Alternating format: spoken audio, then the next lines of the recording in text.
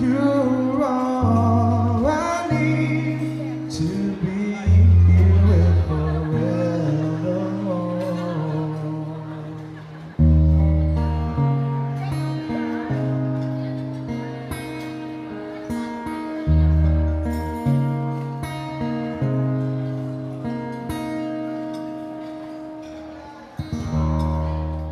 Giovanni Latini is requested to give out his special message, probably some words of advice para po sa ating pong mga bagong kasal. Let's give a big round of applause to one of the godparents. We have Ninong Giovanni Latini.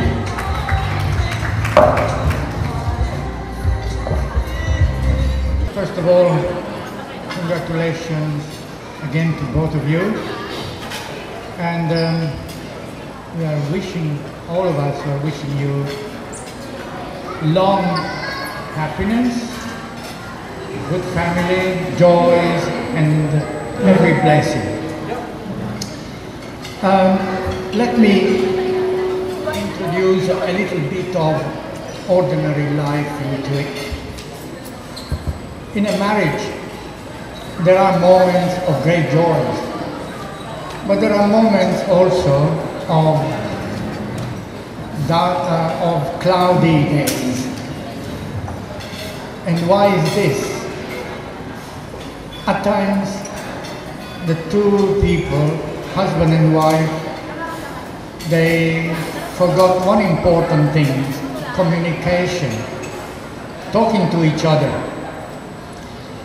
Now, symbolically, I would like to give you a red candle. This red candle has a meaning. That means keep in your house, somewhere that both of you know, keep a red candle, red. What is the meaning of it? The meaning is very simple. Sometimes one of the spouses is perturbed, has some feeling which is not always of joy. And what is the remedy? The remedy is to talk to each other. So my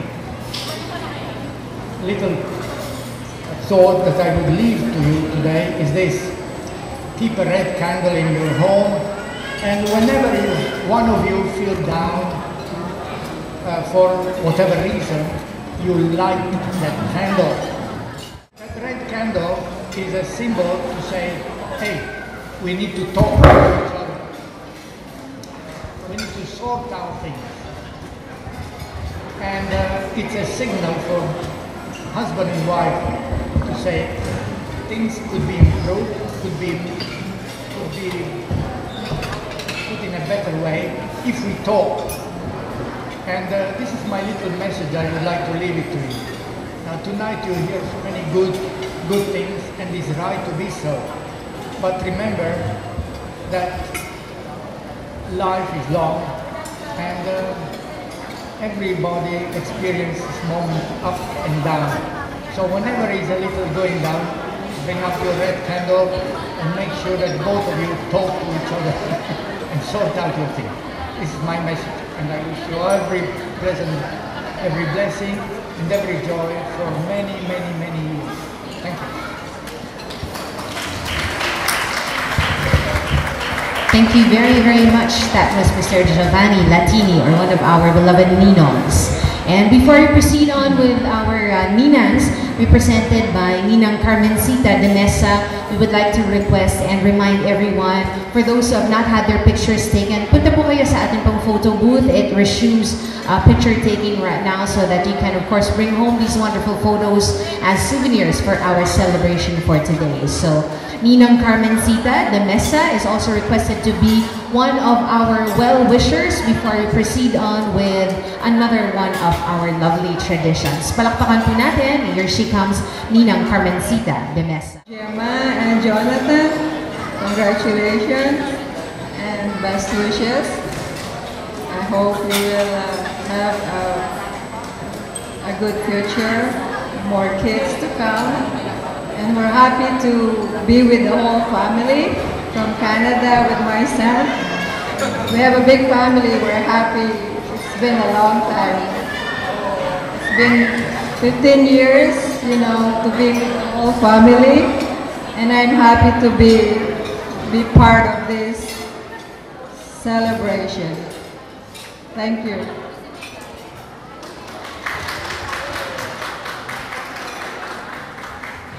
Thank you very, very much. We will be proceeding with one more of our lovely traditions. So if we can have the couple to please kindly step down from the presidential platform. I'll be giving the microphone to the two of them. Jerry Digay, Edson Molera, Nathaniel Hilera, Silene Villanueva. Marty, lapit na kayo sa amin, picture. Kenneth Lingat, Edmar Lingat, Rocky, Ralphie Cotanda, wala pa. Closer to Gemma, please. And give your bigger smiles for the camera. Formal picture po muna. Pwede ba tayong mag-sexy pose? Ayan. Ready? At the count of 3. Sexy. 1, 2, 3. Uy, sexy na ba yan? Parang di naman gumagalaw yung iba. Sexier. 1, 2, 3. Wow. Okay. Diyan lang po kayo. Let's have the gentlemen have their photos taken as well. Kunyari po hindi pa busog. Stomach in, chest out. Okay. Gusto niyo pa mag-sexy pose din? Ay, hindi. Walking shot na lang daw. Macho pose daw, macho pose. Si Sir lang ang macho, isa lang. Lahat kayo kailangan, lahat ba macho? Pare. Okay. Ready? 1, 2, 3. Alright. Kailangan po namin kayo as judges for the next portion of the program. Alright. We will be needing the bridal garter sa susunod po ng portion ng ating pong program. May lakad po sila, sir. Saan po pupunta? Ayan. Umaatras na naman yung mga lalaki natin. Kaya nandito ako, magbabantay ako. Okay. So we will be requesting si Jonathan lang po ang authorized gentleman na kukuha ng bridal garter, of course, underneath the bride's gown. Ang tanong ko po sa inyo pong lahat, how would you want Jonathan to remove the garter? Ano po ang gagamitin? Hands or teeth?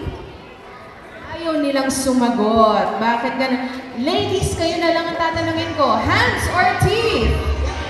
Teeth daw. Ayan. Bakit ayaw niyo sumagot? Tropa daw, tropa. O sige. Bahala kayo.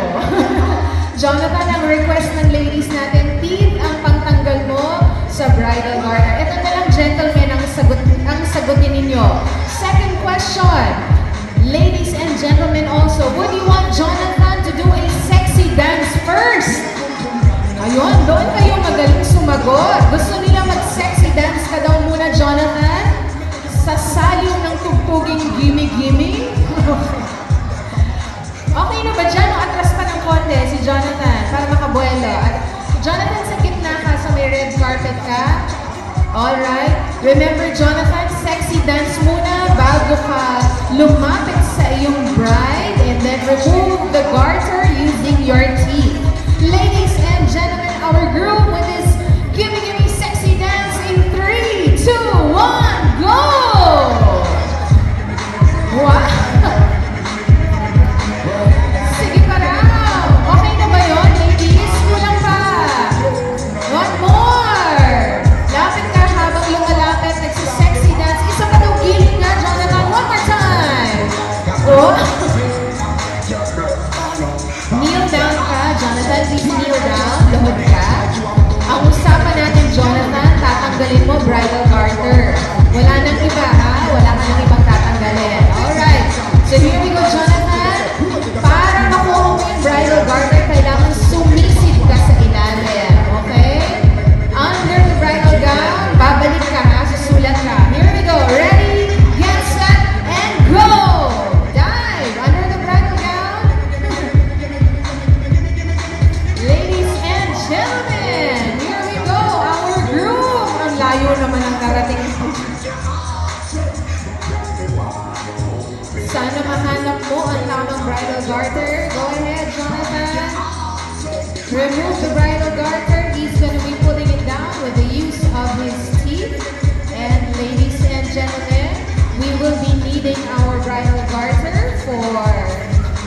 games.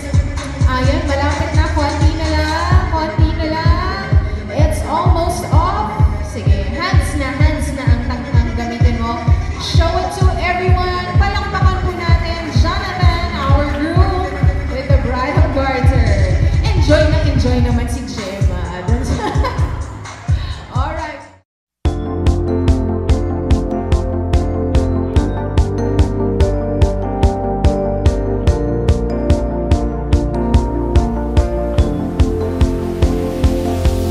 It's a beautiful night. We're looking for something dumb to do. Hey baby, I think I wanna marry you.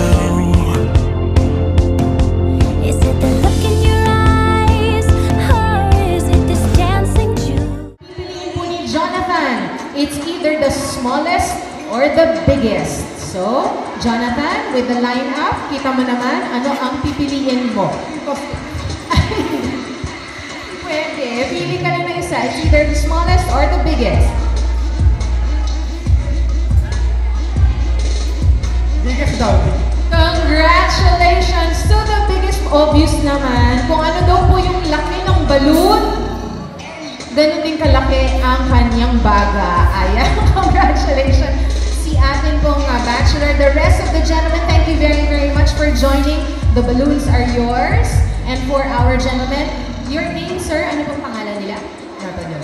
Nathaniel will be helping us out. Nathaniel,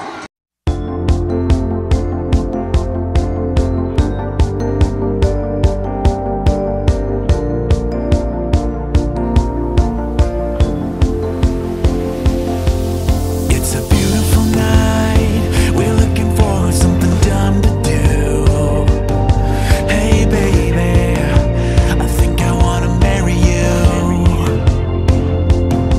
Is it the look in your eyes, or is it this dancing juice? Who cares, baby? I think I wanna marry you.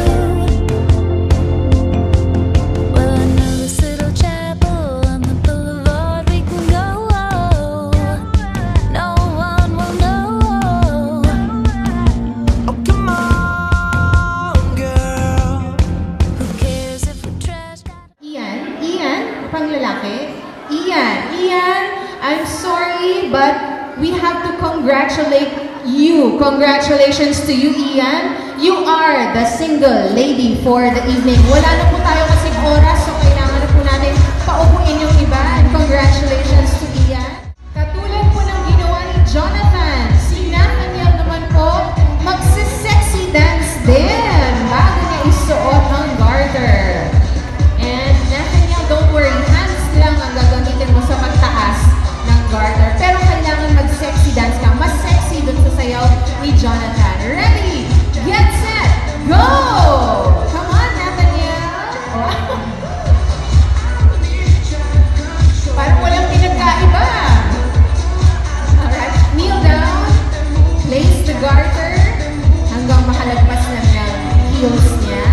Stop muna dyan.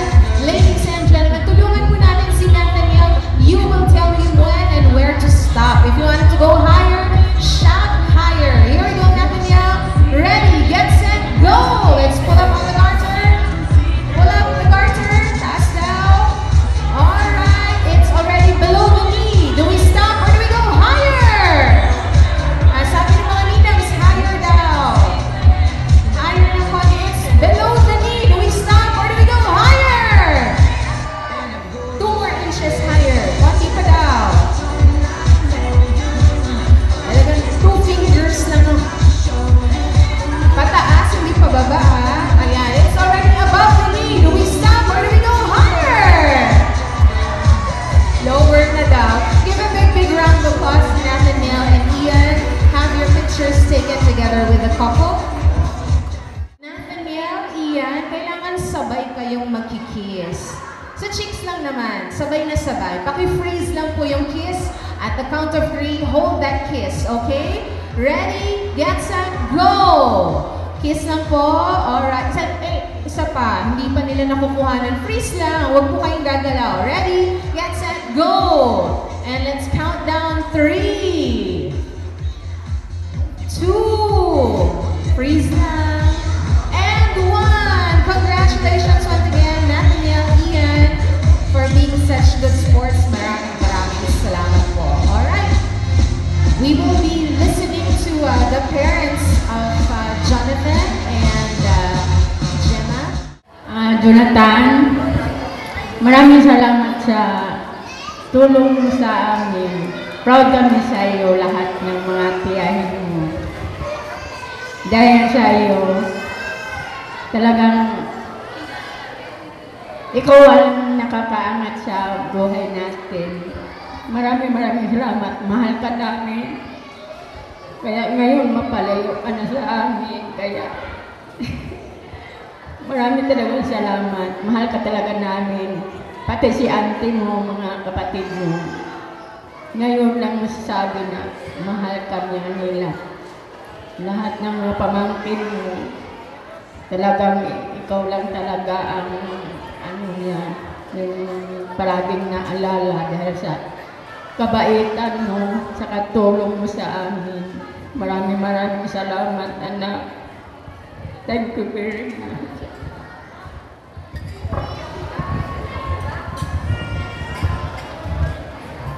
Thank you very much. Maraming salamat po to Mr. and Mrs. Laas, the parents of Jonathan. And syempre po, tawagin din po natin ang atin pong, ang kanila pong mga balae in the person of Mr. Fernando Lingat. We have the parents of the bride this time, Mommy and Daddy.